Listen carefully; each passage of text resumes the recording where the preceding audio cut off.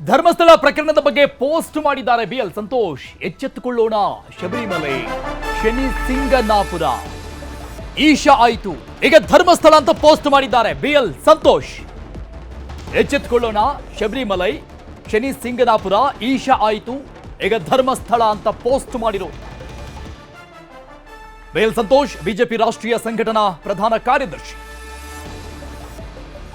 ಈ ಒಂದು ಪ್ರಕರಣದ ಬೆಳವಣಿಗೆಯ ಮಧ್ಯದಲ್ಲಿ ಹಾಕಿರುವಂತಹ ಈ ಒಂದು ಪೋಸ್ಟ್, ಶಬರಿಮಲೆ, ಶನಿ ಸಿಂಗನಾಪುರ, ಈಶಾ, ಈಗ ಧರ್ಮಸ್ಥಳ, ಹಾಗಾಗಿ ನಾವು ಎಚ್ಚೆತ್ತುಕೊಳ್ಳೋಣ ಅಂತ ಹಾಕಿರುವಂತಹ ಪೋಸ್ಟ್ ಫೇಸ್ಬುಕ್ನಲ್ಲಿ ಅವರು ಪೋಸ್ಟ್ ಮಾಡಿದ್ದಾರೆ.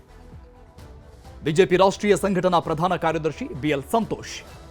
ಬಿಜೆಪಿಯ ಹಲವು ನಾಯಕರು ಈ ಪ್ರಕರಣದ ನಂತರದಲ್ಲಿ ಒಂದಿಷ್ಟು ಸೋಷಿಯಲ್ ಮೀಡಿಯಾಗಳಲ್ಲಿ, ಸಾಮಾಜಿಕ ಮಾಧ್ಯಮಗಳಲ್ಲಿ ಈ ರೀತಿಯಾಗಿ ಪೋಸ್ಟ್ಗಳನ್ನು ಹರಿಬಿಡ್ತಾ ಇರೋದು. ಈಗ ಬಿಎಲ್ ಸಂತೋಷ್ ಅವರು ಕೂಡ ಒಂದು ಪೋಸ್ಟ್ ಅನ್ನು ಹಾಕಿದ್ದಾರೆ, ಒಂದಿಷ್ಟು ವಿಚಾರಗಳನ್ನು ಅದರಲ್ಲಿ ಉಲ್ಲೇಖ ಮಾಡಿದ್ದಾರೆ.